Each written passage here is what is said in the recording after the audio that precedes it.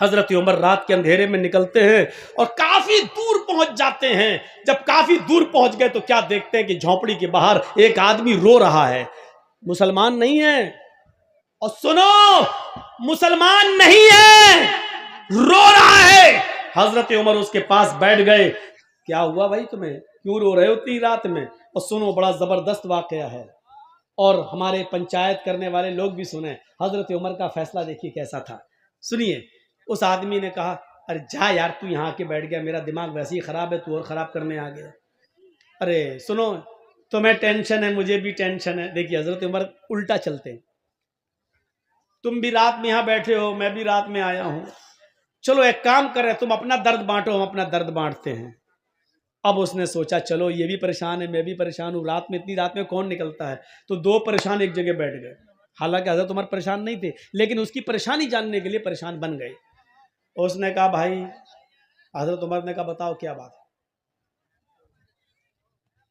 اس نے کہا میرے بھائی, جب تم نے مجھے بھائی کہہ دیا تو سنو, اس جھونپڑی میں میری بیوی رہتی ہے, ہم دونوں بہت خوشی خوشی رہتے ہیں. میری بیوی مجھ سے بے انتہا پیار کرتی ہے, لیکن ہم غریب انسان ہیں. اسی گاؤں سے تھوڑی دوری پر ایک دوسرا گاؤں ہے, اس گاؤں سے ایک آدمی آتا ہے, طاقتور ہے, ہینڈسم ہے, خوبصورت ہے, طاقتور ہے, اور وہ جیسے ہی آتا ہے وہ سیدھے میری جھونپڑی میں گھستا ہے, مجھے کان پکڑ کے باہر نکال دیتا ہے. میری بیوی بڑی خوبصورت ہے, اس کے بعد وہ مجھے باہر بٹھا دیتا ہے اور میری بیوی کے ساتھ زبردستی زنا کرتا ہے. میری بیوی کے نہ چاہنے کے باوجود بھی وہ اس کو مجبور کر دیتا ہے اور وہ اس کے ساتھ زنا کرتا ہے. حضرت عمر فاروق نے پوچھا, اچھا اتنی بڑی بات, اچھا یہ بتاؤ کیا وہ ابھی ہے؟ کہا نہیں. تو آیا اور چلا گیا. میں کچھ بھی نہیں کر پاتا ہوں, اپنی بیوی کی کوئی مدد نہیں کر پاتا. اچھا تو یہ بتاؤ اب وہ کب آئے گا؟ حضرت عمر نے جب یہ پوچھا کہ وہ کب آئے گا تو اس نے جواب دیا, ایک دن چھوڑ کر آتا ہے. یعنی آج وہ غلط کام کر کے گیا ہے, اب وہ کل نہیں آئے گا, پرسوں آئے گا. حضرت عمر فاروق نے کہا ٹھیک ہے, پرسوں میں آؤں گا اور تمہاری مدد کروں گا. اس نے کہا تو خود پریشان ہے, اپنی مدد تو کر نہیں پا رہا, میری مدد کیا کرے گا؟ ارے جا یار, تو کہہ رہا تھا میں پریشان ہوں. کہا میں پریشان ہوں, میں بھی پریشان ہوں, پریشان نہ ہوتا تو میں رات میں کیوں نکلتا, لیکن میری پریشانی اتنی بڑی ہے کہ آئے میرے بھائی. حضرت عمر کہتے ہیں آئے میرے بھائی, جب تو خود پریشان ہے تو میری پریشانی کو تو کیسے دور کرے گا, لیکن میں تیری پرسوں مدد کروں گا. اس نے کہا اچھا جاؤ ٹھیک ہے کر لینا. وہ سوچنے لگا ایسی تسلی دینے والے سبھی آتے ہیں, یہ بھی تسلی دے رہا ہے. حضرت عمر نے جاتے جاتے اس سے کہہ دیا, ہاں سنو پرسوں میں آؤں گا, اپنی بیوی سے کہہ دینا کھانا بنا کر تیار رکھے. کہنے لگا ارے جا یار, کھانے سے اس کا کیا تعلق ہے, تو مدد کرنے آئے گا کہ کھانا کھانے آئے گا؟ حضرت عمر نے کہا دیکھو میں جو کہہ رہا ہوں وہ کرنا, کھانا بنا کر تیار رکھے. اور دوسری بات, جب وہ آدمی تیرے گھر میں گھسے تو اپنی بیوی سے یہ کہہ دینا کہ آج سب کچھ رضامندی ظاہر کر دے, یعنی اس کے سامنے آج وہ ضد نہ کرے, بلکہ یہ کہے کہ ٹھیک ہے تم تو ہم سے روز ملنے آتے ہی ہو, اب ہمارے اور تمہارے درمیان تو کوئی چیز رہ نہیں گئی ہے, اب تمہیں جب آنا ہی ہے تو ہم دل کھول کر تم سے ملنا چاہتے ہیں, لیکن اندھیرے میں ملیں گے, اجالے میں نہیں, اس لیے چراغ بجھا دو. اچھا نہیں لگتا تمہاری بیوی یہ بولے اس سے کہ مجھے اچھا نہیں لگتا جب تم مجھ سے ہم بستری کرتے ہو, زنا کرتے ہو, تو مجھے اپنے پتی کے علاوہ دوسرے کا چہرہ دکھتا ہے تو پھر میں سپورٹ نہیں کر پاتی ہوں, اندھیرا رہے گا تو میں تمہیں سپورٹ کروں گی. اور یہ کہہ کر وہ چراغ بجھا دے, بقیہ کام میں سنبھال لوں گا. اب وہ سوچنے لگا کیا یہ سنبھالے گا اندھیرے میں, وہ دنیا بھر کی باتیں سوچنے لگا. لیکن اس نے سوچا چلو. حضرت عمر فاروق وقت سے پہلے آ گئے, ایک دن چھوڑ کر دوسرے دن دیکھا جھونپڑی کے باہر وہ آدمی ٹہل رہا ہے. حضرت عمر فاروق نے کہا ٹھیک ہے میں آ گیا ہوں تمہاری مدد ہے. اس کو پتہ ہی نہیں کہ کیا کریں گے، جھونپڑی کے پیچھے چھپ جاتے ہیں اور اس آدمی سے کہتے ہیں کہ تم اپنی بیوی کے پاس جاؤ، وہ آئے گا تو تمہیں خود ہی کان پکڑ کے باہر نکالے گا۔ وہ آدمی اپنی بیوی کے پاس چلا جاتا ہے، رات تھوڑی اور اندھیری ہوتی ہے، حضرت عمر تھوڑی دور سے یہ منظر دیکھ رہے ہیں۔ تھوڑی دیر کے بعد وہ ایک آدمی کو آتے ہوئے دیکھتے ہیں، لیکن شکل نہیں سمجھ میں آتی ہے کہ کون ہے، اندھیرے کی وجہ سے۔ وہ آدمی آتا اور سیدھے جھونپڑی میں گھس جاتا ہے اور اس آدمی کو یعنی اس کے شوہر کو جھونپڑی سے نکال کے باہر کر دیتا ہے۔ چلو، اور وہیں چلا گیا۔ سارے کام سمجھا چکے تھے۔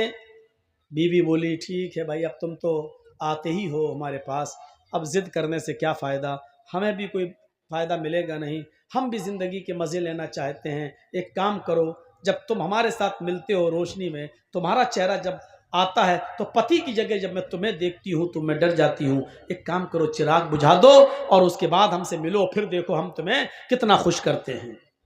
اس نے کہا چلو، اب اپنے آپ ہی تیار ہو گئی ہے۔ چراغ بجھا دیا۔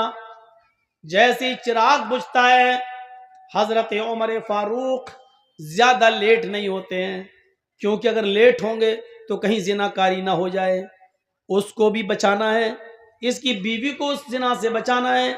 جیسے ہی چراغ بجھتا ہے، حضرت عمر جھونپڑی کے اندر گھس جاتے ہیں۔ اب ڈر تھا، جھونپڑی کے اندر گھسنے کے بعد یہ ڈر تھا کہ میں اپنی تلوار چلاؤں تو اندھیرے کی وجہ سے کہیں تلوار خطا نہ کر جائے، زناکار کے بجائے کہیں اس آدمی کی بیوی کی گردن پر تلوار نہ چل جائے، اس لیے اس آواز کی طرف جانا تھا جو مرد کی آواز ہو۔ حضرت عمر نے کہا کون؟ وہ سمجھا کہ اس کا شوہر آ گیا، وہ سمجھا کہ اس کا شوہر آ گیا۔ ابھی تو چراغ بجھا، ابھی تو کچھ ہوا ہی نہیں، تو اندر گھس گیا۔ حضرت عمر نے فوراً اس آواز کی طرف لپکے، سمجھ گئے کہ آواز کہاں سے آ رہی ہے، فوراً لپکے اور اس کے بڑے بڑے بال جو تھے، جیسے اس کے سر کو پکڑا تو اس کے بڑے بڑے بال حضرت عمر فاروق کے ہاتھ میں آ گئے۔ اب بڑے بال سے پھر شک میں پڑ گئے، کہیں یہ اس عورت کے بال تو نہیں ہیں، کیونکہ آدمی کے بھی بال بڑے تھے۔ تو اب یہ ڈر پیدا ہوا کہ کہیں یہ بال مروڑا اس کو، اب اس کی منہ سے پھر نکلوانا چاہ رہے ہیں کچھ بات۔ اس نے کہا ابے کیا کر رہا، ابے کیا کر، سمجھ گئے کہ یہ مرد ہی ہے، آدمی ہی ہے۔ حضرت عمر فاروق نے فوراً تلوار اس کی گردن کے اوپر چلا دی اور اس کو قتل کر دیا۔ گردن ایک طرف پڑی ہوئی ہے اور دھڑ ایک طرف پڑا ہوا ہے، اور جلدی کہا میری بہن جلدی سے چراغ جلاؤ۔ چراغ جلایا، چراغ جیسی جلا، روشنی ہوئی، گردن ایک طرف دیکھی، دھڑ ایک طرف دیکھا، نظریں آسمان پہ ڈالتے حضرت عمر اور کہتے ہیں الحمدللہ رب العالمین، میری بہن کھانا بنا کر رکھا تھا کہ نہیں؟ اس نے کہا جی بھائی کھانا ہے۔ فرمایا جلدی لاؤ۔ کھانا دسترخوان پر لگ جاتا ہے، اس آدمی کی کھوپڑی پڑی ہوئی ہے، خون پڑا ہوا ہے، اور وہیں پر بیٹھ کر حضرت عمر پیٹ بھر کے کھانا کھاتے ہیں، پیٹ بھر کے کھانا کھاتے ہیں۔ وہ آدمی بار بار دیکھ رہا ہے لاش کے پاس بیٹھ کے کھانا کھا رہا ہے، اور جب کھانا کھا چکے تو چلنے لگے۔ اس آدمی نے پیچھے سے پکڑا، بھیا کہاں جا رہے ہو؟ کہا جا رہا ہوں اپنے گھر۔ یہ لاش کا لاش کیا، اس کا تو کام ہو گیا۔ کہا اگر اس ملک کے امیر المومنین کو عمر فاروق کو اگر پتہ چلا اور صبح چرچا ہوا کہ اس گھر میں لاش نکلی تو کہیں ایسا نہ ہو کہ اس کے قتل کے الزام میں میری گردن اڑوا دیں، تم عمر کا انصاف نہیں جانتے ہو۔ حضرت عمر مسکراتے ہیں اور کہتے ہیں تمہیں ڈرنے کی ضرورت نہیں ہے، کل صبح میرے ہی دربار خلافت سے کچھ لوگ آئیں گے، ابھی آئیں گے تھوڑی دیر کے بعد، اور اس کی ڈیڈ باڈی کو اٹھا کر لے جائیں گے، اس کو سینے ہینے کے بعد جا کر قبر میں دفن کر دیں گے، تمہیں کچھ کرنے کی ضرورت نہیں ہے۔ بھیا تم ہو کون؟ کہا میں ہی امیر المومنین ہوں، میں عمر ہوں، اور میں اس دن تمہاری داستان سننے کے بعد بہت پریشان ہوا، بس ٹھیک ہے میں جا رہا ہوں۔ اس نے کہا امیر المومنین 2-3 سوالوں کے کیا آپ مجھے جواب دینا پسند کریں گے؟ فرمایا بتاؤ کیا ہے، بتاؤ کیا ہے۔ اس نے کہا امیر المومنین اتنا بتائیے کہ آپ نے کھانا بنانے کے لیے کیوں کہا تھا پرسوں کہ کھانا بنا کر تیار رکھنا؟ اس قتل سے کھانے کا کیا تعلق تھا؟ امیر المومنین، چراغ بجھانے کے لیے آپ نے کیوں کہا تھا؟ کیونکہ اندھیرے میں تو ڈرتا کہ کہیں تلوار میری بیوی کی گردن پہ نہ چل جائے، روشنی میں تو آپ قتل اور اچھا کر سکتے تھے، لیکن آپ نے روشنی کے بجائے اندھیرے میں قتل کرنا گوارا کیا ہے۔ آپ نے اندھیرا کیوں پسند کیا ہے؟ جبکہ روشنی میں آپ کسی کو اچھی طریقے سے مار سکتے تھے، لیکن روشنی کے بجائے آپ نے اندھیرے میں قتل کیا۔ اور جب آپ نے لاش دیکھی تو کسی کے مرنے کے بعد انا للہ پڑھا جاتا ہے، لیکن میں نے آپ کی زبان سے سنا ہے کہ آپ نے انا للہ کے بجائے جب لاش دیکھی تو الحمدللہ رب العالمین پڑھا ہے۔ یہ الٹی الٹی دعائیں آپ نے کب سے سیکھی ہو پڑھی؟ اس نے حضرت عمر کا جواب سنو، کیا جواب تھا؟ حضرت عمر فرماتے ہیں، اے میرے بھائی، جب تو نے مجھے اپنی داستان سنائی اور تو نے کہا کہ میں بھوکا ہوں، کھانا نہیں کھاتا اس لیے کہ میں اپنی بیوی کی مدد نہیں کر سکتا، جب تک میں اپنی بیوی کو ظلم سے بچا نہ لوں میں کھانا نہیں کھاؤں گا۔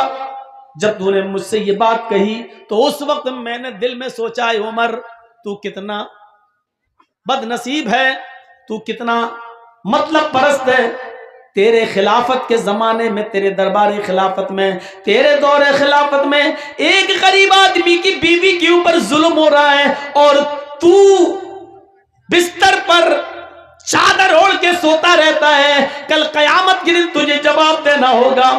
اے میرے غریب بھائی، جب تو نے مجھے یہ بتایا کہ ایک آدمی آتا ہے اور میری بیوی سے زنا کرتا ہے تو میں نے پرسوں ہی عہد کر لیا تھا کہ عمر اس وقت تک کھانے کا ایک لقمہ نہیں کھائے گا، اپنے حلق کے نیچے نہیں لائے گا جب تک کہ اس آدمی کو قتل نہیں کر دے گا، اور اس آدمی کی پریشانی سے میں تجھے نجات نہیں دلا دوں گا تب تک میں نہیں کھاؤں گا۔ میں پرسوں سے اب تک بھوکا تھا، صرف پانی پی رہا تھا یا ایک آدھ کھجور کھا لیتا تھا، لیکن کھانے کا ایک لقمہ بھی میں نے نہیں کھایا، کیونکہ میں تیری مدد کرنا چاہتا تھا۔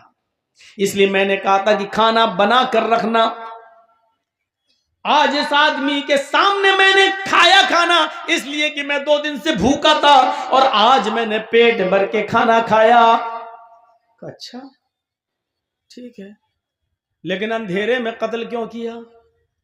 کہا جب تو نے مجھے بتایا ایک آدمی آتا ہے، ہٹا کھٹا ہے، ہینڈسم ہے، تندرست ہے، اور وہ میری بیوی سے زنا کرتا ہے، تو میرے دل میں یہ خیال آیا، اے عمر، ہٹا کھٹا نوجوان کوئی آتا اور اس کی بیوی سے زنا کرتا ہے، اس کو معلوم ہے کہ عمر کی حکومت ہے اور عمر بہت زبردست انصاف کرتے ہیں، اس کے باوجود اس کو ڈر نہیں، کہیں ایسا تو نہیں کہ وہ عمر کا بیٹا ہو یا عمر کا بھتیجا ہو یا عمر کا کوئی رشتہ دار ہو۔ میں نے یہ سوچا اتنا گندا کام اتنی بہادری کے ساتھ رات کے اندھیرے میں اگر کوئی کر رہا ہے تو اس کا عمر کے رشتہ داری سے کوئی تعلق تو نہیں ہے، اس لیے میں نے کہا چراغ بجھا دینا، کیونکہ جب مجھے ڈر پیدا ہوا کہ وہ میرا بیٹا بھی ہو سکتا ہے، میرا بھتیجا بھی ہو سکتا ہے، میرا رشتہ دار بھی ہو سکتا ہے، میں چھپ گیا اور میں اللہ سے یہ دعا کرتا تھا کہ اللہ اس کام میں میرا بیٹا شامل نہ ہو، آئے اللہ اس کام میں میرا بھتیجا یا میرا کوئی رشتہ دار شامل نہ ہو، کیونکہ آج جو بھی ہوگا اس کی گردن اڑائی جائے گی، آج جو بھی ہوگا اس کی گردن کٹے گی، اے اللہ مجھے شرم سے بچا لے، میرے اور میرے خاندان کا نام گرنا نہیں چاہیے۔ میں پرسوں سے ہی دعا کر رہا تھا، جب وہ آدمی جھونپڑی کے اندر گھسا اس وقت تک مجھے لگا کہ یہ میرا ہی کوئی رشتہ دار ہے، اس کی چال، اس کی قد و قامت مجھے بتلا رہی تھی، اس کا نگر طریقے سے بے باکی کے ساتھ آنا اور جھونپڑی میں بے خوف گھس جانا، یہ مجھے بتلا رہا تھا کہ وہ میرا کوئی رشتہ دار ہی ہے۔ جب وہ اندر گھسا اور تمہاری بیوی نے اس کو اپنی باتوں میں لپیٹا اور چراغ بجھ گیا تو میں اندر گیا، اور چراغ بجھانے کے لیے میں نے ہی پرسوں کہا تھا تم سے، لیکن چراغ جب بجھ گیا میں اندر گیا، میں نے چراغ بجھانے کے لیے اس لیے کہا تھا کہ اگر چراغ چل رہا ہوتا اور میں جھونپڑی کے اندر گھس جاتا اور میری نظر پڑتی اس مجرم کے اوپر اور پتہ چلتا کہ یہ تو میرا بیٹا ہے، میرا بھتیجا ہے یا میرا کوئی رشتہ دار ہے، تو ہو سکتا تھا کہ اپنے رشتہ دار یا بیٹے یا بھتیجے کو دیکھ کر میرا غصہ ٹھنڈا ہو جاتا اور پھر میں اپنی تلوار اس کی گردن پر نہ چلاتا اور تمہیں بلا کر رضامندی کا اظہار کرتا، لے دے کے معاملہ بنانے کی کوشش کرتا اور یہ کہتا کہ کچھ مان لے لے اور معاملے کو یہیں ختم کر دے۔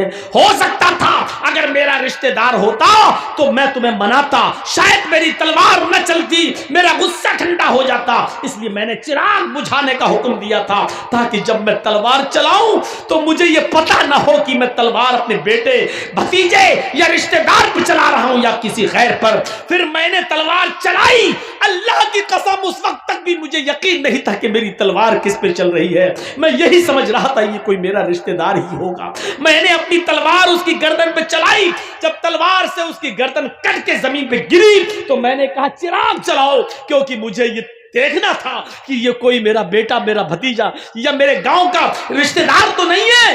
جب چراغ تمہاری بیوی نے جلایا اور جب میں نے اس کی شکل دیکھی تو آسمان پر نظریں ڈالی، میں نے اللہ کا شکر ادا کیا، الحمدللہ رب العالمین۔ اے اللہ، جس آدمی کو میں نے قتل کیا اور جو آدمی زنا کرنے آتا تھا اس کی بیوی سے، نہ وہ میرا بیٹا ہے، نہ میرا بھتیجا ہے، نہ وہ کوئی میرا رشتہ دار ہے، یہ کام بھی ایک یہودی ہی کر رہا تھا، یہودی کی بیوی کے ساتھ۔ مرنے والے میں کوئی مسلمان نہیں ہے، کوئی رشتہ دار نہیں ہے، اس پر میں نے اللہ تعالیٰ کا شکر ادا کیا اور اس لیے میں نے الحمدللہ کہا، انا للہ نہیں کہا۔ تو میرے بھائیوں، اس طریقے سے عدل اور انصاف کرتے تھے۔ چونکہ اس کی بیوی مجبور تھی، وہ زنا نہیں کروانا چاہتی تھی، صرف آدمی کی غلطی تھی، اس لیے حضرت عمر نے آدمی کو قتل کیا، مرد کو قتل کیا اور اس کی بیوی کو اس کے ظلم سے آزاد کرا دیا۔ تو انصاف یہ ہونا چاہیے اور انصاف کا تقاضا بھی یہی کہتا ہے کہ عدل عدل ہے اور عدل کے ساتھ سمجھوتا نہیں ہونا چاہیے۔ چار آدمی ادھر سے بیٹھے، چار آدمی ادھر سے بیٹھے، اب رشتہ داری کا منہ دیکھا جا رہا، ایسی بات کہ سانپ بھی مر جائے اور لاٹھی بھی نہ ٹوٹے۔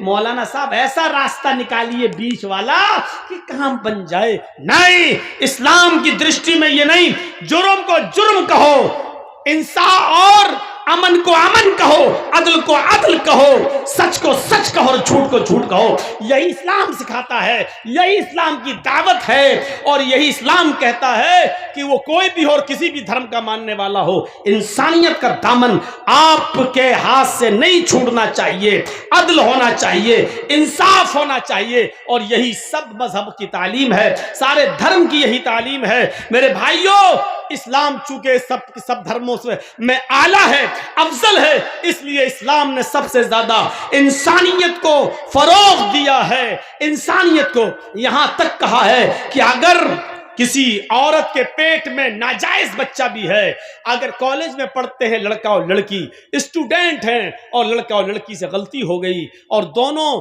کسی ہوٹل میں یا کسی پرائیویٹ روم میں جا کر منہ کالا کر لیے اور 1000 آلات منع حمل استعمال کرنے کے باوجود، ٹیبلٹس وغیرہ اور جن چیزوں سے حمل نہیں رکتا ہے، حمل نہیں ٹھہرتا ہے، ان چیزوں کو استعمال کرنے کے باوجود بھی لڑکی اگر گربھوتی ہو گئی، حاملہ ہو گئی، مثلا اس نے ٹیبلٹ کھائی، کام نہیں کی، پھر بھی حاملہ ہو گئی، یا آج کل بہت سی ایسی چیزیں چلنے لگی ہیں جس کو اگر اپنے پینس وغیرہ پہ پہن لیا جائے اور اس کے بعد ہم بستری کی جائے تو اس کے بعد حمل نہیں ٹھہرتا ہے، لیکن کبھی کبھی ایسا ہوتا ہے کہ اس کے باوجود بھی حمل ٹھہر جاتا ہے، وہ چیز کبھی پھٹ جاتی ہے اور کسی نہ کسی طریقے سے اللہ کو جب کوئی دن دکھانا ہوتے ہیں تو کسی نہ کسی طریقے سے حمل باقی رہ جاتا ہے۔ تو اب اسلام کیا کہتا ہے؟ انسانیت کا سب سے بڑا علم بردار مذہب یہ کہتا ہے کہ اس لڑکے اور لڑکی کو سزا تو دی جائے گی، انہوں نے جرم کیا ہے ان کو سزا تو ملے گی، لیکن لڑکی کے پیٹ میں اگر حمل ہے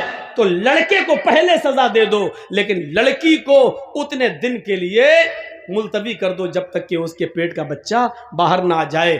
اگر پیٹ کا بچہ اس عورت کا یا لڑکی کا دودھ پیتا ہے تو اس کے بعد بھی اس کی سزا کو ابھی ملتوی کر دو جب تک کہ وہ بچہ روٹی نہ کھانے لگے اور دودھ پی رہا ہے، اور جب دودھ چھوڑ دے اور روٹی کھانے لگے تب اس عورت کو مارا جائے گا، قتل کیا جائے گا۔ لیکن ہاں اتنا یاد رکھیے، اگر شادی سے پہلے یہ جرم لڑکی نے کیا ہے، شادی سے پہلے، تو 100 کوڑے اس لڑکی کو مارے جائیں گے. لیکن آپ کو ڈر ہے کہ 100 کوڑے ماریں گے لڑکی مر جائے گی، اور لڑکی جب مرے گی تو پیٹ کا بچہ بھی مر جائے گا، تو پھر 100 کوڑے بھی چھوڑ دیے جائیں گے. ابھی نہیں مارا جائے گا جب تک کہ اس لڑکی کے پیٹ سے وہ بچہ پیدا نہ ہو جائے. اسلام یہ کہتا ہے کہ غلطی لڑکے نے کی ہے، لڑکی نے کی ہے، پیٹ میں پلنے والے اس معصوم بچے کا قصور نہیں ہے. لہٰذا اس کو اس دنیا میں آنے کا حق ہے، اس کو اس دنیا میں جینے کا حق ہے، اس کو اس دنیا میں پنپنے کا حق ہے، اس کو اس دنیا میں آنکھیں کھول کر پیدا ہونے کا حق ہے، اور نماز پڑھنے کا حق ہے، روزہ رکھنے کا حق ہے.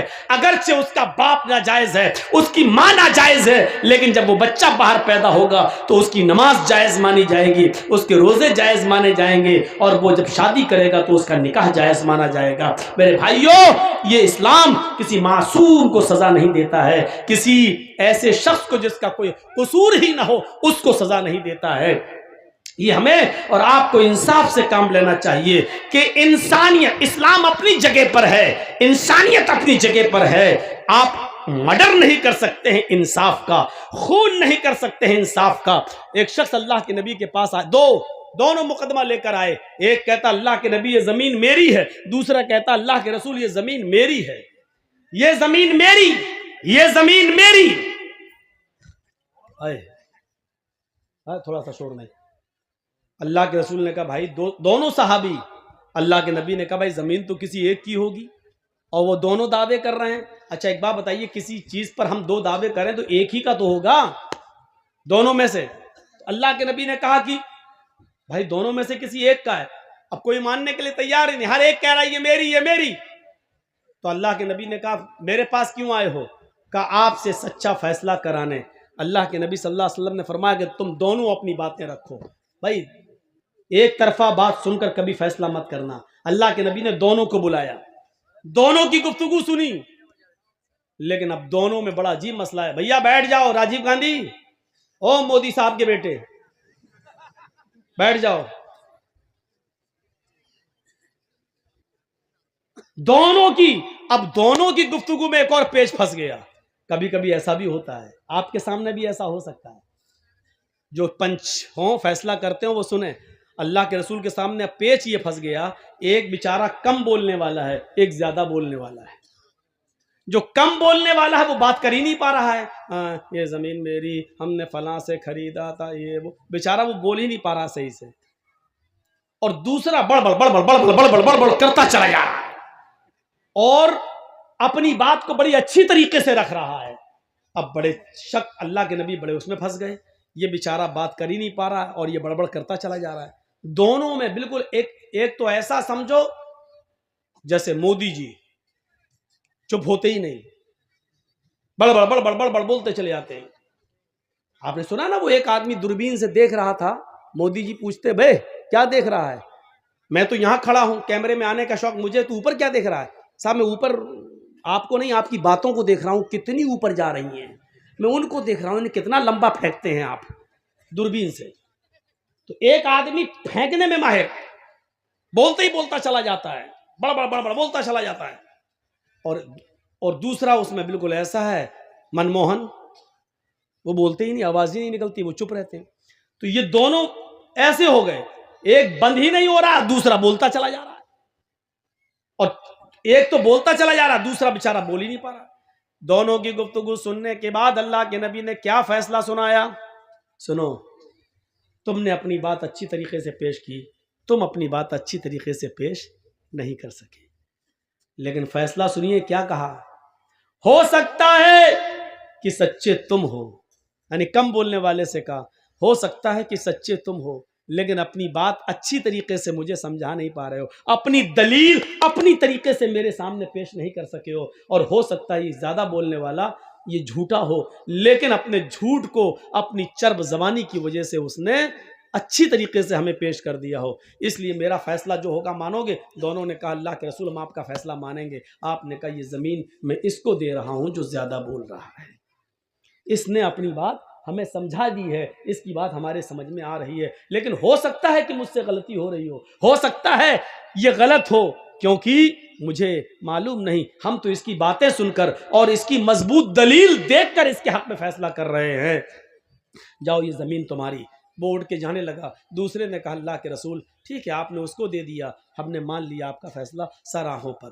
جب وہ اٹھ کے جانے لگا جس کو زمین کا ٹکڑا دیا تو آپ نے کہا سنو، یہ زمین کا ٹکڑا لے کر جا تو رہے ہو، یہ فیصلہ میں نے تمہارے حق میں تو کر دیا ہے، لیکن تمہارا دل اچھی طریقے سے اندر سے جانتا ہے اس زمین کے مالک تم ہو یا نہیں، یہ اچھی طریقے سے تم جانتے ہو، کیونکہ میں نے تو تمہاری باتیں سن کر فیصلہ کیا ہے، لیکن حقیقت میں اگر یہ زمین تمہاری نہیں ہے اور تمہیں اچھی طریقے سے معلوم ہے یہ زمین کس کی ہے، اگر یہ زمین تمہاری نہیں ہے تو میں تمہیں زمین نہیں دے رہا ہوں، فَإِنَّمَا هِيَ قِطْعَةٌ مِّنَ النَّارِ، میں تمہیں جہنم کا ٹکڑا دے رہا ہوں۔ یہ سوچ کے یہاں سے جائیے کہ محمد نے تمہیں زمین نہیں دی، اگر یہ زمین تمہاری نہیں تو جہنم کا ٹکڑا میں نے تمہیں دیا ہے، رہو گے تو جہنم میں، کھاؤ گے تو جہنم میں، پیو گے تو جہنم میں، سو گے تو جہنم میں، اگر اسی زمین میں مرے تو مرو گے جہنم میں۔ اب یہ سوچ کر یہاں سے جاؤ، کیونکہ ہمیں اور تمہیں سب کو قیامت کے دن حساب و کتاب دینا ہے۔ اتنا کہنا تھا اللہ کے رسول کا، ادھر سے وہ چیخنے لگا، اے اللہ کے رسول یہ زمین میری نہیں ہے اس کی ہے، یہ زمین میری نہیں ہے، اسی بھائی کی، اس کو دے دو۔ اب اس نے جب یہ سنا کہ وہ جہنم کا ٹکڑا تو یہ بھی چیخ پڑا، اے اللہ کے رسول یہ جھوٹ بول رہا ہے، یہ میری نہیں اس کی، اسی کو دے دو۔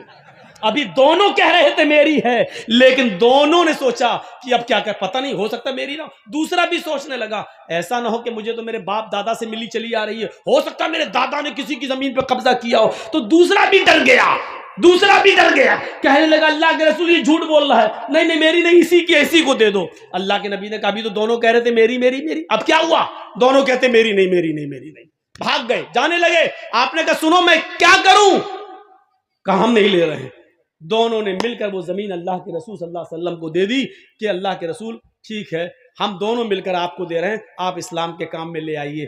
آج تک پتہ نہیں چل سکا کہ اس زمین کا اصلی مالک کون تھا، لیکن دونوں نے وہ زمین محمد رسول اللہ کو ایک انچ زمین پر اپنے بھائیوں سے لڑنے والوں، جھگڑنے والوں، زندگی بھر کے لیے رشتے اور ناطے توڑنے والوں، سوچو، اور دوسروں کی زمین پہ قبضہ اگر تم نے کیا ہے، چاہے ایک بالشتی کیا ہو، آپ کا دل جانتا ہے کہ آپ نے جائز طریقے سے لی کہ ناجائز طریقے سے، اگر وہ ناجائز طریقے سے لی ہے تو آپ جہنم میں رہ رہے ہو، اتنا یاد رکھو۔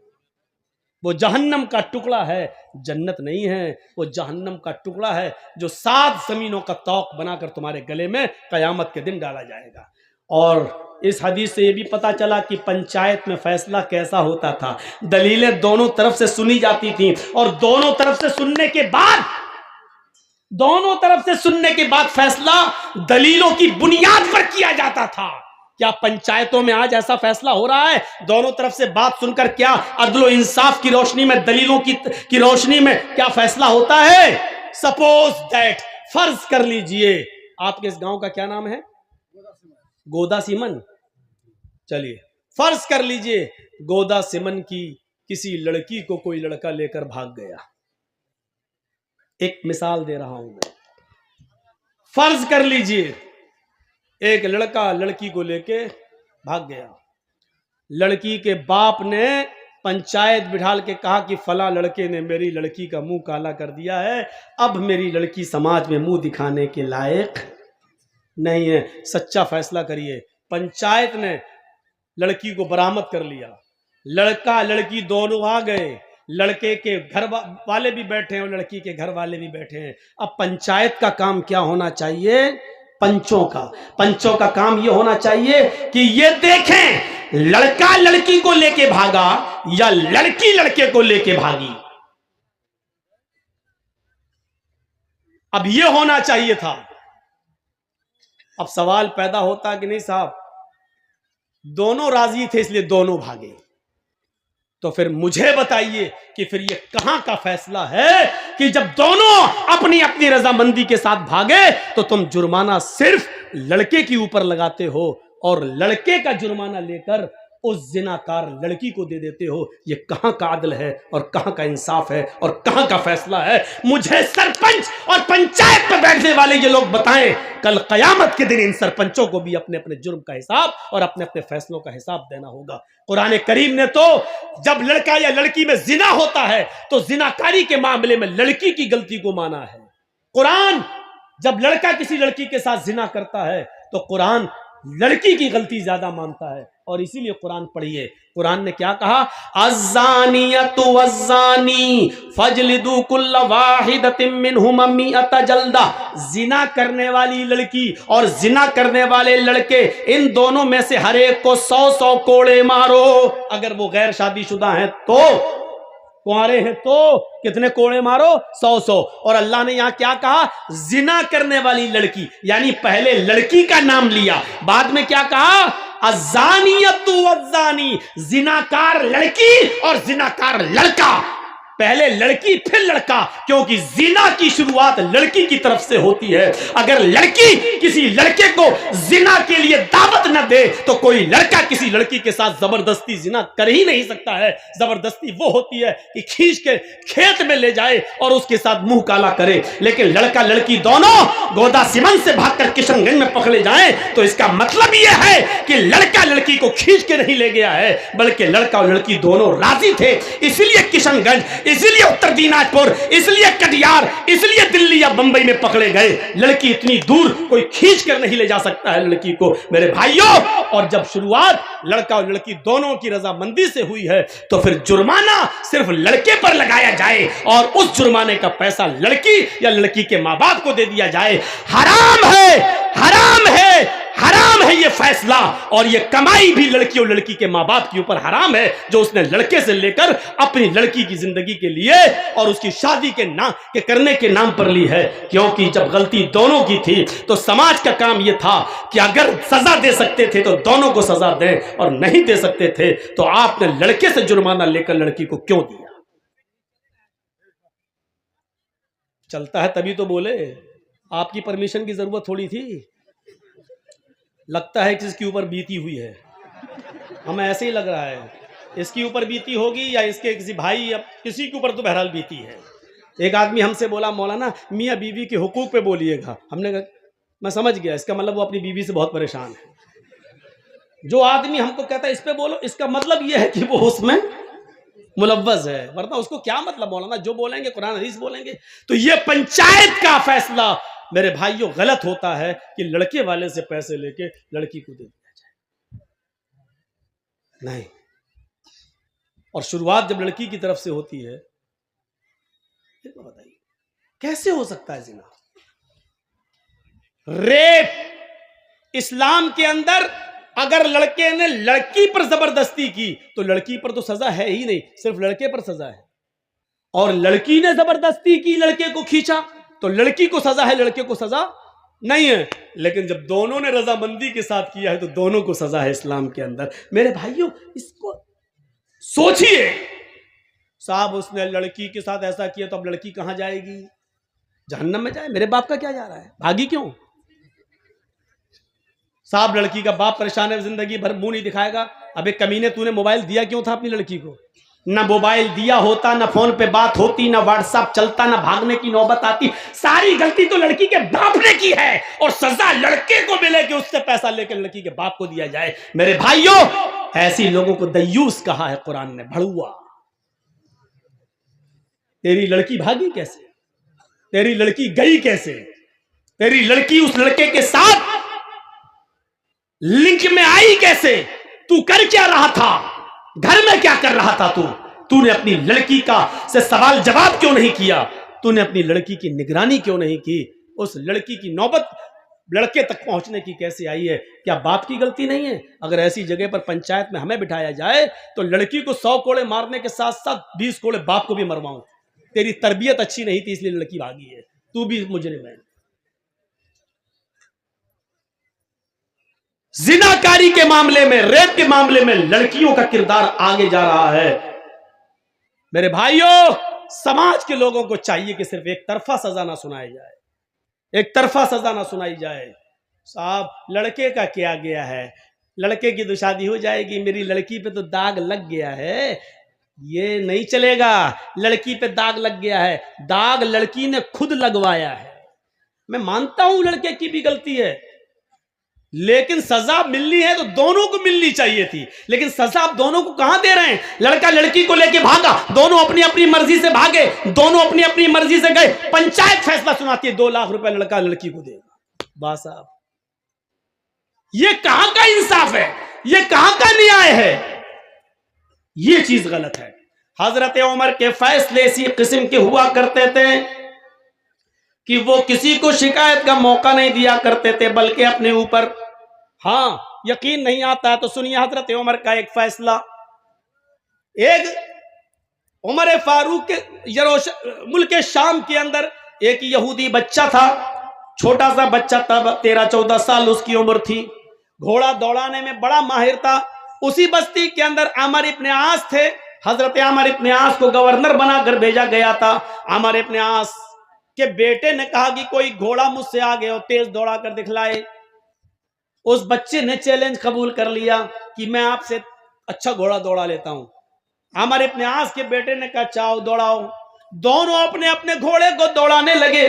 घोड़ा बच्चे का, यहूदी बच्चे का घोड़ा आगे निकल जाता है, आमर इब्न आस के बेटे का घोड़ा पीछे रह जाता है। अब आमर इब्न आस के बेटे को गुस्सा आया, मैं गवर्नर का बेटा और ये यहूदी का बच्चा आगे निकल गया मुझे पीछे करके। जब घोड़े पे से उतरता है आमर इब्न आस का बेटा, तो उसने उस यहूदी बच्चे को एक जोरदार थप्पड़ मार दिया चेहरे पर, ताड़। उस यहूदी बच्चे ने कहा आपने मुझे बिना गलती के मारा है, जब शर्त थी तुम निकलो या मैं आगे निकलूं, जब मैं आगे निकल गया तो आपने मुझे बगैर गलती के कैसे मार दिया है। मैं आपकी शिकायत आमर इब्न आस से करूंगा, इस मुल्क के शाम के गवर्नर से करूंगा, बस। और सुनो इधर देखो, जब उसने ये कहा कि मैं आपकी शिकायत गवर्नर से करूंगा, यहूदी बच्चे ने, तो आमर इब्न आस का बेटा क्या बोला, हाँ जा जा जा कर लेना मेरे बाप से शिकायत। आमर इब्न आस तो मेरा बाप है, जिस गवर्नर से तू शिकायत करने जा रहा है ना, वो तो मेरा बाप है, मेरा कोई कुछ नहीं कर पाएगा, मैं इस शहर के गवर्नर का बेटा हूं। वो यहूदी बच्चा चुप हो गया। जब तुम गवर्नर के बेटे हो तो तुम्हारा कौन क्या कर लेगा। लखीमपुर खीरी में किसानों के ऊपर वो लड़का गाड़ी चला देता, नहीं चलाया, क्यों? क्योंकि मंत्री का बेटा था। जब उसको इस बात का तकब्बुर है कि मैं मंत्री का बेटा हूं, मेरा कोई कुछ नहीं कर पाएगा, तभी तो उसने गाड़ी चलाई। यही ये आमर इब्न आस का बेटा खामोश हो गया। उसने कहा ठीक है। 1 महीने के बाद हजरत उमर मुल्क के शाम पहुंचे। हजरत उमर देखते थे किस बस्ती में कहाँ क्या हो रहा, वहाँ के लोगों से पूछते थे कि तुम्हारे यहाँ सारे इंतजाम सही है, गवर्नर ठीक काम कर रहा है कि नहीं कर रहा। हर एक की क्लास ली जाती, जैसे यहाँ ममता दीदी आती हैं तो हर MLA की क्लास लेती हैं, हाँ क्या तुम क्या सही कर रहे हो, फला कर रहे हो, तो वो दौरा करती हैं हर क्षेत्र का। ऐसे ही कोई डांटती भी है किसी को, फटकारती भी है किसी को, तो ऐसी हजरत उमर दौरा करते थे, दौरा शहरों का, और पूछते थे कि आपको जो गवर्नर दिया वो सही काम कर रहा है कि नहीं कर रहा है। जब उस बच्चे को पता चला आज हजरत उमर आ रहे हैं तो वो भी पहुंच गया।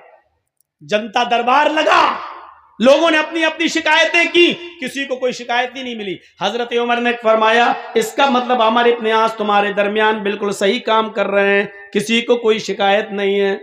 सब ने कहा नहीं हमें कोई शिकायत नहीं है। पीछे एक बच्चा बैठा था, हाथ जोड़ के खड़ा हो गया, अमीरुल मोमिनीन मुझे शिकायत है। इधर आओ बेटा, इधर आओ। ये नहीं कहा कि सारे लोगों को शिकायत नहीं, तुझे शिकायत है।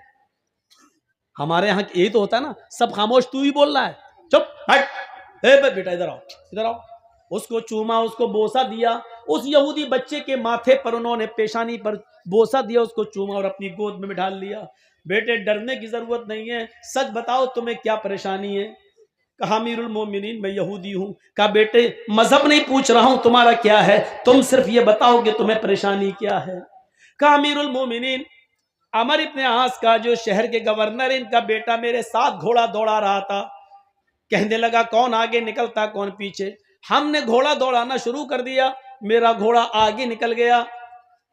इनको गुस्सा आया इनके बेटे को, और इन्होंने आकर मेरे एक चेहरे पर एक जोरदार थप्पड़ मारा। तेरी हिम्मत कैसे पड़ी अपने घोड़े को मुझसे आगे निकालने की। امیر المومنین نے فرمایا بیٹے جب اس نے تمہارے گال پہ تھپڑ مارا تھا تو تم نے یہ شکایت عمر ابن عاص سے کیوں نہیں کی، گورنر سے کیوں نہیں کی؟ کہا امیر المومنین میں گورنر سے شکایت کرنے آ رہا تھا، ان کا بیٹا کہنے لگا جا جا، گورنر میرا کیا کر لے گا، وہ تو میرا باپ ہے، میں تو اسی گورنر عمر ابن عاص کا بیٹا ہوں، تجھے جہاں جانا ہو جا، میرا کوئی کچھ نہیں کر پائے گا، میرا باپ اس شہر کا گورنر ہے۔ حضرت عمر فاروق کی آنکھوں میں خون اتر آیا، کہا بیٹے اب تم اترو، ہماری گود سے اترو۔ حضرت عمر فاروق نے ایک ٹیڑھی نظر عمر ابن عاص کی طرف ڈالی، اے عمر جب اللہ نے لوگوں کو آزاد پیدا کیا ہے تو تم کون ہوتے ہو کسی کو غلام بنا کر رکھنے والے؟ عمر ابن عاص نے کہا امیر المومنین اس میں میری کیا غلطی ہے، نہ میرے بیٹے نے مجھے کچھ بتایا اور نہ اس یہودی بچے نے مجھے کچھ بتایا، آج یہ فرمان، آج یہ بات میں نے سنی ہے، اپنے بیٹے کو میں بلا رہا ہوں۔ بلایا، گھر سے بیٹا آیا، نکل گا، یہودی بچے کے سامنے بات ہوئی اور عمر ابن عاص کے بیٹے نے اپنا جرم قبول کیا، جی ہم نے مارا۔ فرمایا کہ اب تمہیں بھی ایک تھپڑ مارا جائے گا، کہا ٹھیک ہے مارو، کہا اس یہودی بچے سے نہیں، کیوں؟ اس نے پوری طاقت سے مارا، اور بچہ بیچارہ کتنی طاقت سے مارے گا، پھر بھی بچے کی ہاتھ کی طاقت اور اس بڑے لڑکے کی طاقت میں فرق ہے، اس لیے میرا جلاد تمہارے لڑکے کو تھپڑ مارے گا، کہا ٹھیک ہے۔ جلاد سے کہا ایک تھپڑ زوردار عمر ابن عاص کے بیٹے کو سب کے سامنے رسید کرو۔ اس جلاد نے پوری طاقت سے ایک تھپڑ بیٹے عمر ابن عاص کے بیٹے کے چہرے پر تھپڑ رسید کر دیا، زوردار تھپڑ جڑ دیا، چلو ہٹو انصاف ہو گیا۔ حضرت عمر فاروق نے کہا بھی انصاف نہیں ہوا، اے عمر ابن عاص اب تم ادھر آؤ۔ حضرت عمر ان کے قریب آئے، حضرت عمر نے جلاد سے کہا ایک تھپڑ اس گورنر کے چہرے پر بھی مارو۔ لوگوں نے کہا امیر المومنین یہ کیا ظلم ہو رہا ہے، جس نے تھپڑ مارا تھا اس کو سزا مل گئی ہے۔ فرمایا نہیں میں جو کہہ رہا ہوں وہ کرو۔ پھر حضرت عمر فاروق کے جلاد نے ایک تھپڑ عمر ابن عاص کے گال پر بھی رسید کر دیا ہے، مار دیا زور سے۔ عمر ابن عاص کی آنکھوں میں آنسو آ گئے، کیونکہ بھرے مجمع کے اندر ان کو جلاد نے تھپڑ مارا ہے، ایک انسلٹ سی محسوس کرتے ہیں، لیکن حضرت عمر کے حکم کے آگے کیا کر سکتے تھے۔ حضرت عمر فاروق سے پوچھنے لگے امیر المومنین ٹھیک ہے آپ کا فیصلہ سر آنکھوں پر، لیکن اتنا بتا دیجئے کہ مجھے کس جرم میں تھپڑ مارا گیا ہے، میرا قصور کیا ہے؟ آپ اگر یہ غلطی بتا دیں گے تو میں آئندہ اس غلطی کی اصلاح کر لوں گا، پھر میں وہ غلطی بار بار نہیں کروں گا۔ فرمایا اے عمر ابن عاص تیری غلطی یہ ہے کہ تو نے اپنے بیٹے کو صحیح تعلیم نہیں دی، تو نے اپنے بیٹے کو صحیح تربیت نہیں دی۔ اگر تو نے اپنے بیٹے کو صحیح تعلیم دی ہوتی تو تیرا بیٹا یہ نہیں کہتا میں گورنر کا بیٹا ہوں، میرا کوئی کچھ نہیں کر پائے گا۔ تیرے بیٹے نے جب یہ کہا جا جا جہاں جانا ہو جا، میرا کوئی کچھ نہیں کر پائے گا، میں اس شہر کے گورنر کا بیٹا ہوں۔ یہ تھپڑ مارنے کی جرات تیرے بیٹے کو اس لیے ہوئی کیونکہ اس کو معلوم تھا کہ میرا باپ گورنر ہے۔ اب تیرا بیٹا کبھی کسی کو ناجائز تھپڑ نہیں مارے گا، کیونکہ اس کو معلوم ہو گیا کہ گورنر ہو یا عام آدمی، عمر کے ریاست میں اور عمر کی خلافت میں سب برابر ہیں، کوئی اونچا نہیں ہے کوئی نیچا نہیں ہے۔ عمر ابن عاص آج کے بعد تو کبھی اپنے بیٹے کو یہ تربیت نہیں دے گا، اور جب بھی تربیت دے گا تو صحیح تربیت دے گا۔ آج کے بعد تیرا بیٹا کبھی کسی کو یہ سوچ کر تھپڑ نہیں مارے گا کہ میں گورنر کا بیٹا ہوں۔ یہ اس لیے سزا تجھے بھی ملنی چاہیے تھی۔ میرے بھائیوں عدل تھا، انصاف تھا، اور ایسے ہی مہاتما گاندھی نے نہیں کہا تھا، ایسے ہی مہاتما گاندھی نے نہیں کہا تھا کہ اگر اس دیش میں خون خرابہ بند کرنا چاہتے ہو، اس دیش میں خون خرابہ روکنا چاہتے ہو تو حضرت عمر فاروق کے عدل اور عمر فاروق کے انصاف کو قائم کر دو۔ ایسے ہی نہیں کہا تھا، کچھ تو انہوں نے دیکھا ہوگا، عمر فاروق کا عدل، عمر فاروق کا انصاف، یہ انصاف تھا عمر فاروق کا، انسانیت تھی یہ۔ حضرت عمر فاروق کے اندر نہ امیر نہ غریب، خود انہوں نے اپنے بیٹے کو سزا دی۔ جانتے ہو اسی ملک شام کے اندر ان کا بیٹا رہتا تھا، اور اس نے کھجور کے سڑ جانے کے بعد جب وہ نبیذ بن گئی اور اس میں نشہ آ گیا تو حضرت عمر فاروق کے بیٹے نے وہ پی لیا تھا، اور پینے کے بعد ان کو نشہ آ گیا۔ انہوں نے کہا یہ تو غلط ہوا میرے ساتھ، میں سمجھا کہ صحیح ہے لیکن نشہ آ گیا اس کے اندر، کھجور سڑ گئی، نبیذ بن گئی۔ عامر ابن عاص کے پاس گئے عمر فاروق کے بیٹے اور کہنے لگے کہ میں نے نشے والی چیز استعمال کر لی ہے، لہٰذا مجھے سزا دے دو۔ حضرت عامر ابن عاص نے عمر فاروق کے بیٹے کو کھڑا کر کے 40 کوڑے پڑوا دیے۔ یاد رکھنا کتنے؟ 40۔ مدینے میں جب عمر فاروق کو پتا چلا کہ شام کے اندر میرے بیٹے نے نبیذ پی لی اور اس کو نشہ آ گیا تھا، اور عامر ابن عاص نے ان کو 40 کوڑے مار دیے، لیکن ان کو یقین نہیں آیا۔ انہوں نے اپنا گھوڑا بھیجا اور عامر ابن عاص کو ایک لیٹر لکھا کہ اس نئے گھوڑے کے اوپر میرے بیٹے عبداللہ کو بٹھا کر اس کو یہاں روانہ کر دیا جائے، یہ میرا حکم ہے۔ لہٰذا جب یہ گھوڑا ملک شام پہنچتا ہے تو اس گھوڑے کے اوپر بیٹھ کر عامر ابن عاص نے ان کے بیٹے یعنی عمر فاروق کے بیٹے کو ملک مدینے کے اندر روانہ کر دیا۔ بیٹے نے سوچا کہ مدینے میں میرے ابو مجھے بلا رہے ہیں میرے گھر، میں اپنی ماں باپ سے ملوں گا۔ جب بیٹا مدینے میں اترتا ہے اور اپنے گھر کی طرف جاتا ہے تو کیا دیکھتا ہے کہ گھر پہ پہرے دار بیٹھے ہوئے اور وہ کہہ رہے ہیں اے امیر المومنین کے بیٹے تمہیں گھر جانے کی اجازت نہیں ہے، پہلے اپنے باپ کے دربار میں جاؤ۔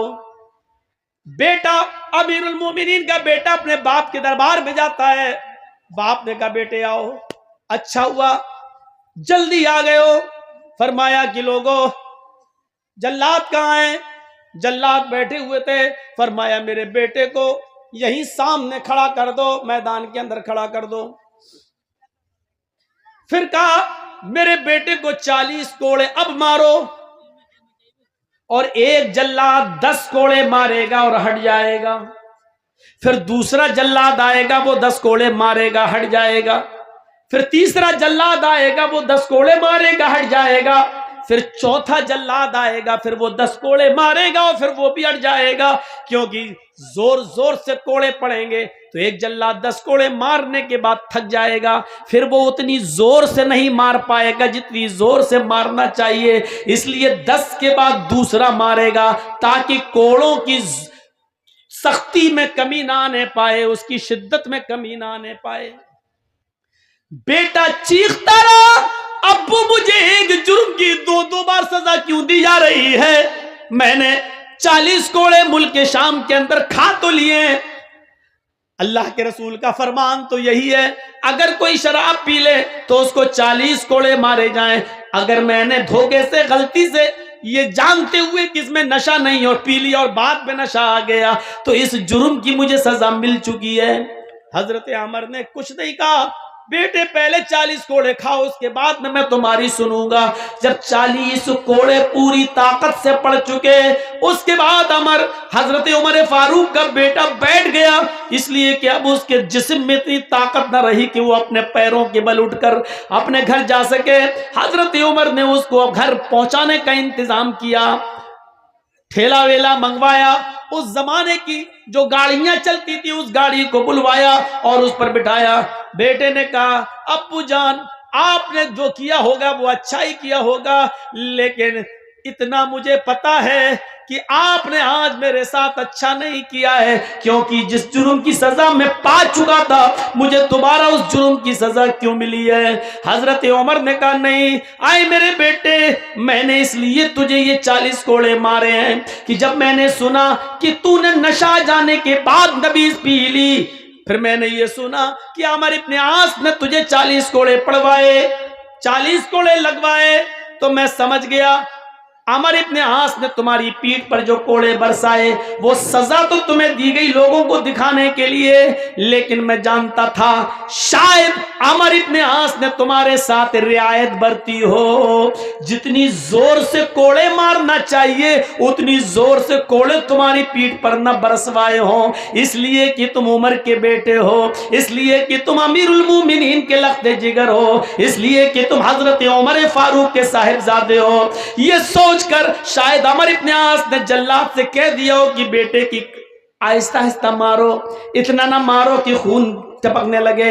میرے بیٹے عمر ابن عاص نے جب کوڑے تمہارے جسم پہ مارے تو تمہاری یہ حالت نہیں تھی، تمہاری یہ حالت نہیں تھی، تم چل رہے تھے، پھر رہے تھے، دوڑ رہے تھے، لیکن آج 40 کوڑے کھانے کے بعد تم اپنے گھر جانے کے لائق نہیں رہے، اس لیے آج تمہیں صحیح سزا ملی ہے، اس سے پہلے تمہیں تمہارے جرم کی پوری سزا نہیں دی گئی تھی۔ میں نے سمجھ گیا کہ عمر ابن عاص نے تمہارے ساتھ رعایت برتی ہے، تمہارے ساتھ کنسیشن برتا ہے، تمہیں جتنی زور سے کوڑے مارنا چاہیے تھا اتنی زور سے کوڑے تمہارے پیٹھ پر نہیں پڑے ہیں، آج پڑے ہیں۔ میں اللہ کے سامنے جواب دے سکتا ہوں کہ اللہ، میں نے اپنے بیٹے کے ساتھ انصاف کیا ہے۔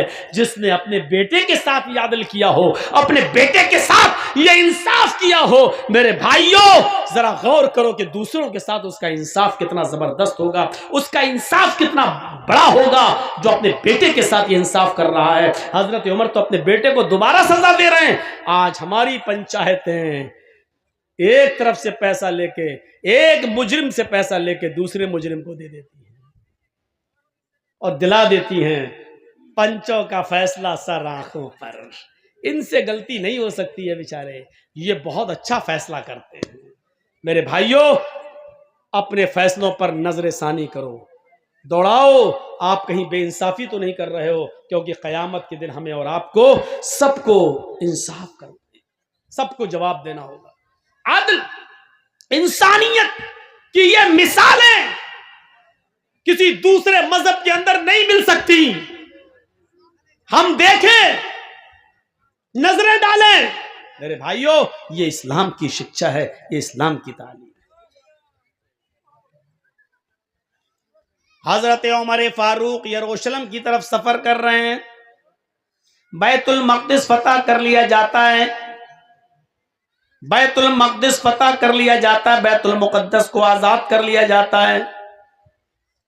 لوگوں نے ان کو بلایا، امیر المومنین آئیے، ایک بار آپ بیت المقدس میں آ جائیے اور دیکھ لیجئے، اور بیت المقدس کا نظام بنا جائیے، 2 رکعت نماز پڑھا دیجئے۔ حضرت عمر کو بڑی خوشی ہوئی کہ آج بیت المقدس کو آزاد کر لیا گیا ہے۔ حضرت عمر فاروق بیت المقدس کی طرف جا رہے ہیں اپنے چند ساتھیوں کے ساتھ۔ راستے میں یروشلم پڑتا ہے، جب یروشلم سے گزر رہے تھے تو وہاں عیسائیوں کی ایک بستی تھی، اس عیسائیوں کی ایک بستی سے گزر رہے تھے، وہیں اذان کا وقت ہو جاتا ہے۔ اسی بستی کے اندر عیسائیوں کا ایک گرجا تھا جس میں عیسائی عبادت کرتے تھے۔ حضرت عمر فاروق کے ایک ساتھی نے اذان دی۔ حضرت عمر فاروق رضی اللہ تعالیٰ عنہ کے ایک ساتھی نے جب اذان دی تو حضرت عمر فاروق نے سارے صحابہ سے کہا تم وضو بنا لو۔ وضو بنانے کے بعد نماز پڑھنے کا ٹائم آیا تو وہ عیسائی اپنی بستی سے نکلتے ہیں، حضرت عمر فاروق کے پاس آتے ہیں اور کہتے ہیں امیر المومنین آپ نماز کہاں پڑھیں گے، آپ کی نماز کا وقت آ گیا ہے۔ انسانیت دیکھیے، حضرت عمر فاروق نے کہا اسی جنگل میں، اسی بستی میں ہم نماز پڑھ لیں گے، چادریں بچھائیں گے اور یہیں نماز پڑھ لیں گے۔ ان عیسائیوں نے کہا نہیں، ہمارا گرجا خالی ہے، آپ ہمارے گرجا میں چلے جائیے اور نماز پڑھ لیجئے۔ امیر المومنین آپ کے عقیدے کے مطابق جہاں مورتی ہوتی ہے وہاں نماز نہیں ہوتی ہے، لہٰذا میرے گرجا میں مورتی نہیں ہے، ہم نے عیسیٰ علیہ السلام کا مجسمہ، ان کا اسٹیچیو، ان کی مورتی ہم نے ہٹا دی ہے، آپ چاہیے میں نے گرجا کو پانی سے دھو دیا ہے، میں نے اس کو پاک صاف کر دیا ہے، آپ اس گرجا میں جا کر نماز پڑھ لیجئے۔ آپ کو کون یہاں ہمیشہ رہنا ہے، ایک ٹائم کی نماز پڑھنا اور آگے نکل جانا، بیت المقدس کی طرف چلے جانا ہے، جائیے نماز پڑھ لیجئے۔ حضرت عمر فاروق نے لوگوں سے کہا بیچارہ اگر یہ قربانی دے رہا ہے تو اس جگہ سے بہتر ہے کہ ہم کسی بند جگہ پر نماز پڑھ لیتے ہیں، چلیے۔ حضرت عمر اپنے ساتھیوں کو لے کر گرجا میں گھس گئے، چاروں طرف دیکھا کوئی ایسی چیز نہیں تھی کہ جس چیز کی موجودگی میں نماز نہ ہو، کوئی چیز نہیں تھی۔ ہاں ٹھیک ہے، سب چیزیں اوکے ہیں، نماز ہماری ہو جائے گی، تمہاری اجازت بھی ہے۔ جیسے سرکار اگر کسی زمین پر نماز پڑھنے کی اجازت دے رہی ہے تو وہاں ہماری نماز ہو جائے گی، کیونکہ سرکار کی پرمیشن ہے۔ اگر کسی آدمی کی جگہ ہے اور اس کی پرمیشن نہیں ہے تو آپ وہاں نماز نہیں پڑھ سکتے۔ جب عیسائیوں نے پرمیشن دے دی آپ ہمارے گرجا میں نماز پڑھ لیجئے تو نماز ہو جائے گی۔ حضرت عمر فاروق اس گرجا میں گھستے ہیں، صفیں لگا لیتے ہیں، چٹائیاں بچھ جاتی ہیں، صفیں لگ جاتی ہیں۔ جب نماز پڑھانے کا وقت آتا ہے، اقامت کہی جاتی ہے، اللہ اکبر اللہ اکبر، اشہد ان لا الہ الا اللہ، اشہد ان محمد رسول اللہ، حی علی الصلاۃ حی علی الفلاح، قد قامت الصلاۃ قد قامت الصلاۃ، اللہ اکبر لا الہ الا اللہ۔ جب اس طریقے کے اقامت جب کہہ دی جاتی ہے، حضرت عمر فاروق قبلے کی طرف چہرہ کر کے اللہ اکبر کہنے والے ہیں، نماز کے لیے اللہ اکبر کہنے والے ہیں۔ اچانک ان کے ذہن میں کوئی بات آتی ہے اور وہاں سے نکلتے ہیں، لوگو چلو ہم یہاں نماز نہیں پڑھیں گے، اقامت ہو گئی، تکبیر کہہ دی گئی، لیکن حضرت عمر نے کیا کہا، یہاں سے نکلو، یہاں نماز نہیں پڑھیں گے۔ لوگوں نے کہا جب پڑھنا ہی نہیں تھی تو آئے کیوں؟ کہا بعد میں بتاؤں گا، چلو باہر نکلے۔ پھر اسی جنگل میں آ گئے، وہیں پر چٹائی بچھائی اور نماز پڑھ لی۔ سفر میں تھے اس لیے 2 رکعت نماز پڑھانے کے بعد سلام پھیر دیا۔ عیسائیوں نے روتے ہوئے کہا امیر المومنین ہمارا جرم کیا تھا، ہم نے تو خوشی خوشی اجازت دے دی تھی، ہم نے تو خوشی خوشی اجازت دے دی تھی نماز پڑھنے کی، آپ چلے بھی گئے تھے اندر، پھر کیا بات ہے کہ آپ نے ہمارے گرجا میں نماز نہیں پڑھی؟ کیا کسی نے آپ کو منع کیا تھا یا ہمارے پادری نے آپ کو روکا تھا؟ حضرت عمر کہتے ہیں نہیں، بلکہ میں خود اپنی مرضی سے نکلا۔ کہا کیوں؟ کیا ہماری اجازت نہیں تھی یا ہمارے گرجا میں آپ کی نماز نہیں ہوتی؟ آپ کے عقیدے کے مطابق زمین پاک ہونا چاہیے تھی، میں نے دھو دیا تھا گرجا۔ آپ کے عقیدے کے مطابق اس میں مورتی نہیں ہونی چاہیے تھی، میں نے مورتی ہٹا رکھی تھی، پھر اس میں آپ کی نماز کیوں نہیں ہوتی؟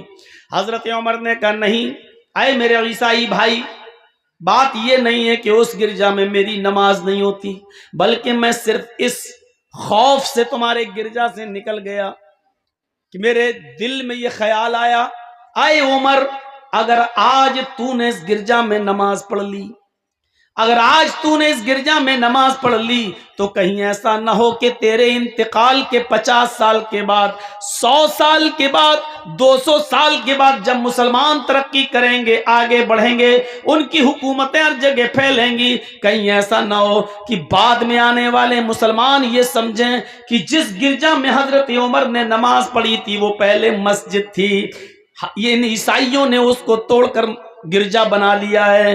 میں یہ سوچ کر نکل گیا کہ بعد میں آنے والے مسلمان کہیں میرے نماز پڑھ لینے کی وجہ سے، بعد میں آنے والے مسلمان کہیں تمہارے گرجا کو مسجد تصور نہ کرنے لگیں اور پھر تیش میں آ کر تمہارے گرجا کو توڑ کر اس جگہ اپنی مسجد نہ بنا لیں، اس لیے میں نکل گیا تاکہ لوگوں کو یہ بات یاد رہے کہ حضرت عمر نے اس گرجا میں اس لیے نماز نہیں پڑھی کیونکہ وہ گرجا تھا، اگر پڑھ لیتے تو بعد میں آنے والے لوگ کہیں اس پر مسجد کا دعویٰ نہ ٹھونک دیتے کہ عمر نے نماز پڑھی اس لیے مسجد تھی، بعد میں کہیں تمہارے گرجا کو توڑ نہ دیں۔ یعنی جب مسلمان چاروں طرف پھیل جائیں تب بھی حضرت عمر کو ڈر ہے کہ تمہارا گرجا گرجا ہی رہے گا، مسلمان ترقی چاہے کتنی کر لیں لیکن گرجا کو توڑا نہیں جا سکتا ہے، کسی مندر کو توڑا نہیں جا سکتا ہے، یہ اسلام کی دعوت، یہ اسلام کی تعلیم ہے۔ حضرت عمر نے کہا جب پوری بستی میں مسلمان ہی مسلمان ہو جائیں اور تم چند عیسائی رہ جاؤ اور اس وقت لوگ تمہاری گرجا کو توڑ دیں، یہ سوچ کر کے اس میں تو حضرت عمر نے نماز پڑھی تو یہ کتنی غلط بات ہوگی۔ میرے بھائیوں، انسانیت کا سبق دیا حضرت عمر فاروق نے، چاہتے تو نماز پڑھ لیتے لیکن انسانیت تھی، کہیں تمہارے گرجا کو بعد میں آنے والے مسلمان مسجد سمجھ کر توڑ نہ دیں اور وہاں مسجد نہ بنا لیں. اس لیے میرے بھائیوں یہ عقیدہ غلط ہے. کورٹ میں جو بھی فیصلہ ہو کسی بھی مسجد کے تعلق سے. السلام علیکم دوستوں، امید کرتا ہوں آپ نے اس بیان کو پورا سنا ہوگا.